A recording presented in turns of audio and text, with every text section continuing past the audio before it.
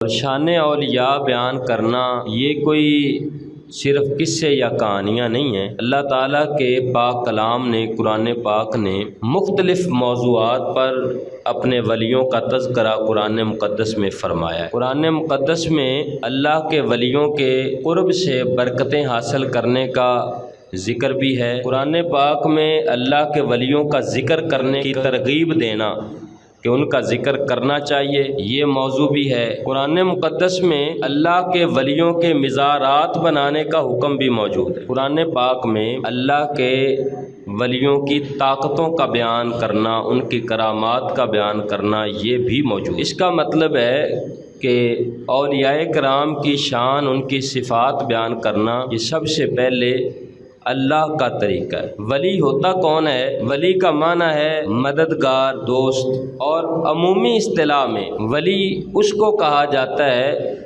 جس نے اپنی زندگی کو دنیا کے لالچ سے، دنیا کی ابہاس سے اور دنیا کی پراگندگیوں سے اپنی زندگی کو پاک کر کے اس نے اپنی لو اپنے رب سے لگا لی، اپنے دل کو دنیا کی غلاظتوں سے پاک کر کے جس نے اپنے رب سے دوستی لگا لی ہو اس کو ولی کہتے ہیں۔ اور جو اس مقام پر پہنچ جائے جہاں اللہ کے ولیوں کا اس طرح تذکرہ موجود ہے، ولی کہہ کر، اولیاء کہہ کر، وہاں ان کی دو بڑی مضبوط صفتوں کو بیان کیا جا رہا ہے۔ جہاں اللہ رب العزت نے یہ ارشاد فرمایا نا قرآن پاک کے 11ویں پارے میں، فرمایا الا ان اولیاء اللہ لا خوف علیہم ولا هم یحزنون، خبردار بے شک اللہ کے ولیوں کو نہ تو کوئی خوف ہے اور نہ ہی وہ غمگین ہوں گے۔ خوف اس بات کا نہیں کہ انہوں نے زندگی اتنی خوبصورت گزار لی ہے،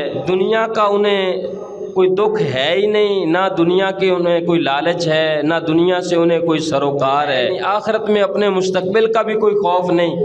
جب انہوں نے دنیا کی زندگی اپنے رب کے حکم پر گزار لی ہے، دنیا کی طرف ان کی توجہ ہی نہیں، تو پھر انہیں خوف کس بات کا؟ خوف تو اس کو ہوتا ہے جس کا کوئی نقصان ہونا ہو، جس نے کوئی غلط کیا ہو، خوف تو اسے ہو۔ اور غم اسے ہوتا ہے جس نے اپنی گزری زندگی میں کوئی ایسا عمل کیا ہو جس پر اسے بعد میں پچھتاوا ہو، جس کا اسے بعد میں غم ہو۔ تو انہیں قیامت والے دن اپنی گزاری زندگی کا بھی غم نہیں ہونا، اس لیے کہ انہوں نے زندگی گزاری ہی اس طرح اللہ کے حکم کے مطابق ہے، اس کا ذکر کر کر کے، اس کے یاد میں مگن ہو کے، اس کے یاد میں مستغرق ہو کے انہوں نے زندگی گزاری اتنی خوبصورت ہے کہ ہر لمحہ ان کا قیمتی ہی قیمتی ہے، تو پھر غم کس چیز کا؟ لیکن اس کے لیے ضروری یہ ہے، فرمایا الذین آمنوا وکانوا یتقون، اللہ کے ولی ہونے کے لیے ضروری یہ ہے کہ جو اللہ کے اولیاء ہوتے ہیں وہ ایک تو ایمان میں پختگی والے ہوتے ہیں،